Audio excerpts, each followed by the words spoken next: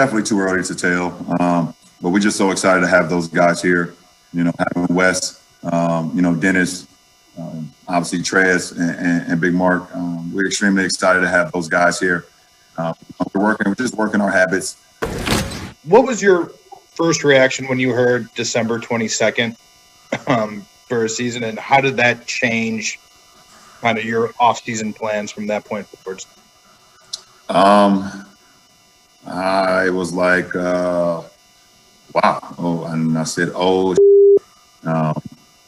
just being completely honest, I wasn't expecting that because the early conversations were going on. I was hearing that there would be kind of a mid-January start, and the training camp will kind of start after Christmas. You know, so I had already planned a vacation with my family for us to go somewhere, which I haven't been able to do, obviously, since I've been in the league. And, you know, so I had to switch up a lot of things. You know, once I heard the December 22nd start and with training camp starting, you know, obviously this week. So I can only say to LeBron that you'll have Christmas morning with your family because your game isn't until later in the day. Fizz, you coached LeBron for a while. How much pressure do you think is on him to essentially play every big game this season, despite being in year 18 of his career, because the league looks to him to help ratings, to help in this shortened season, to be a presence? It's not just playing for the Lakers when you're LeBron James, right? Yeah, he's playing for the world, and come on, LeBron, you knew the owners was gonna have you playing on Christmas, baby. There wasn't no way they was missing out on the Christmas Day game. So, and no, look, LeBron is sandbagging you, everybody.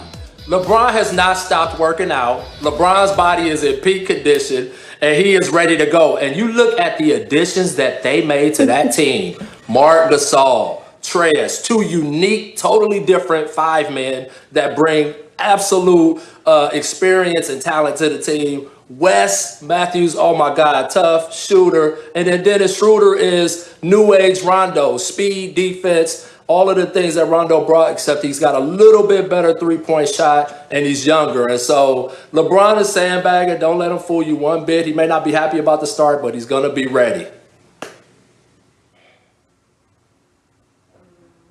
Ramona, what do you think? You know, I actually felt the same way that LeBron felt when I started to hear the December 22nd date. I was like, no, we just got done. I need to like chill for a minute here. But I'm sure you did too. You got back from the bubble, which is an incredible undertaking.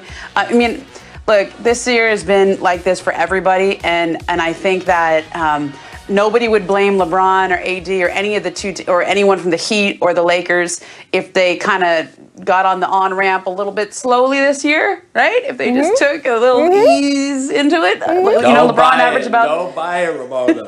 I don't buy it either, though. LeBron is just coming out knowing the LeBron gates. the way that we've come, right?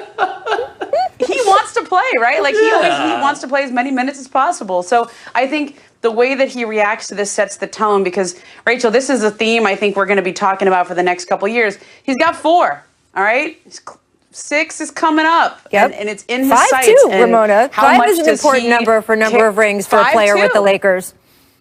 Just saying. That's right. That's right. And so, you know, it may not be ideal, but when you're sitting on 4, and Kobe and Magic and all those guys that got 5 are right there, and then 6 with Michael Jordan is right there. You got a couple of years, and you got a new squad with some younger teammates who, and this is something we learned from covering the Warriors over the years. When you have new, fresh blood in there, that helps everybody because they didn't just come off playing until October. Okay, Schroeder was done early. Montrez was done earlier. Wes Matthews was done early. Like those guys are hungry.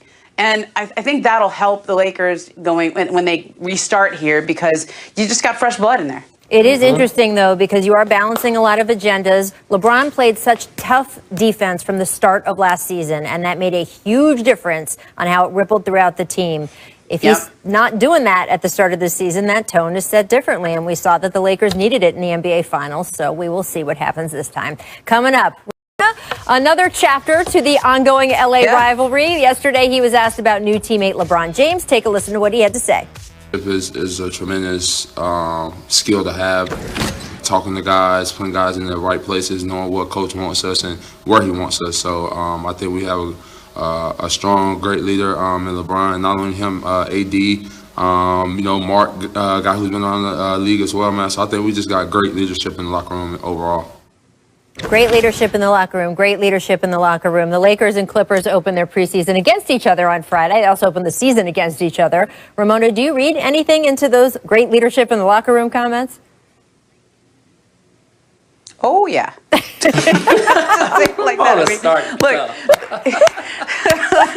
look, that was the one thing the Clippers, like, I remember reporting on, their collapse after last year.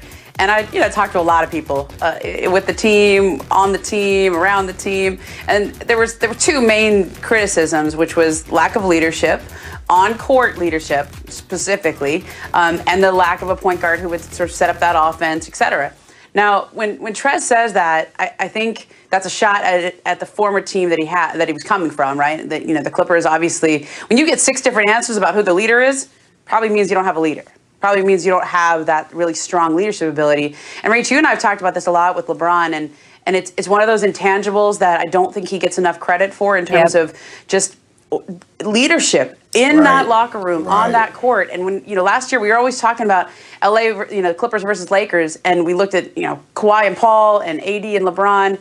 And I always said, I'll take AD and LeBron just because I think they're the top two, in terms of the two of the top 5 players in the league. But I don't think we realized the leadership gap that the Lakers had over the other contenders. And I think when Trez points that out, that's definitely a side eye at the Clippers. Yeah, but I also think that it's a tough position to be in. He played against LeBron. When you hear a guy talking the whole game, getting everybody in place a whole game, you can't help but to marvel at that as an opponent. Yep. And so now that he's with him and he's witnessing this team building that LeBron does on and off the court, it's something that he's never experienced. And it's kind of like when I compliment the Miami Heat culture, I'm not taking a shot at teams that I worked for after. It's hard, but people will take that as a shot at other teams' cultures. And so it's a tough position to be in when you're complimenting something that you've been a part of or you're coming to be a part of that's really unique and different. LeBron is arguably the best leader in professional sports to date.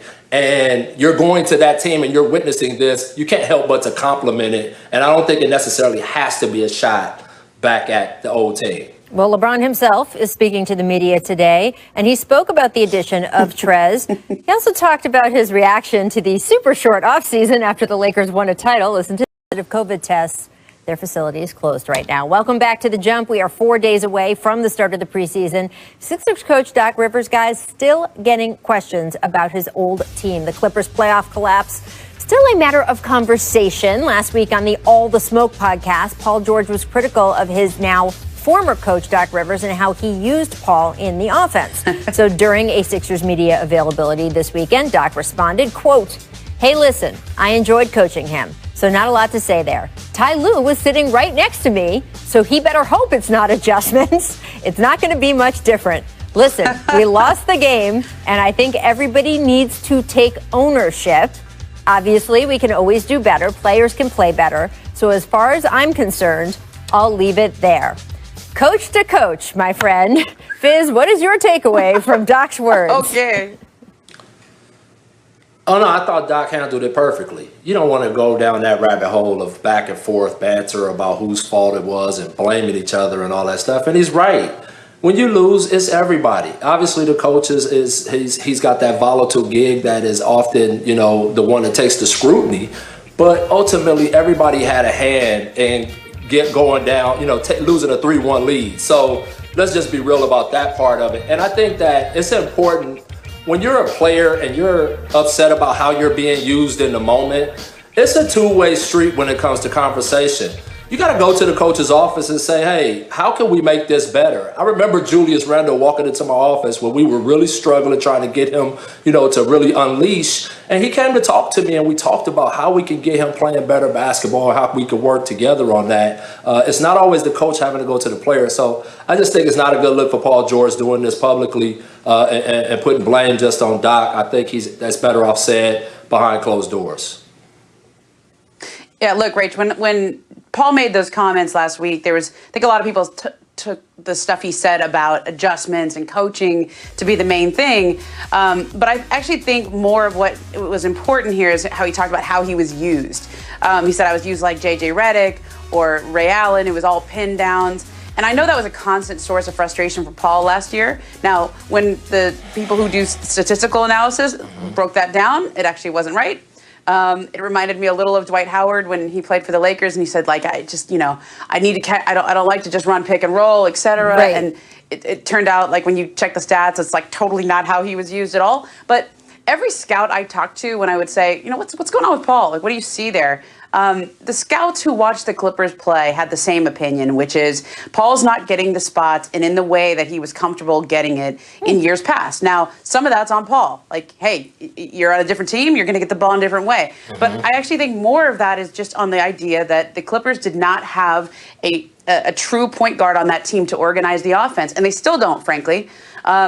And, a lot of that fell on Kawhi Leonard. A lot of that fell on just the system they were running. But they're going to have to figure that out because Paul's not comfortable in the offense that they were running last year and in the ways he was being used. And whether the statistics bear that out or not, I trust the scouts who watch them play and say, get your guy comfortable. And I think for Paul, like, if he had it to do over again, probably wouldn't have taken a shot at Doc because you don't want to take shots when the enduring image of you is hitting the side of the backboard. Yep. Yeah, and I piggyback that, Ramona. You need a guard or a player on the floor that understands game flow and when a guy's not engaged in the game and what he needs. And they don't have that right now. That's what makes LeBron so great is because he knows the flow of the game. I don't know how many times he came to the bench and said, hey, we got to get D-Wade a layup. We got to get Chris Bosh an open shot. We got to get Ray Allen a shot. He understood that as a player, so it never fell all on Spo to figure out how to get a guy going. They collectively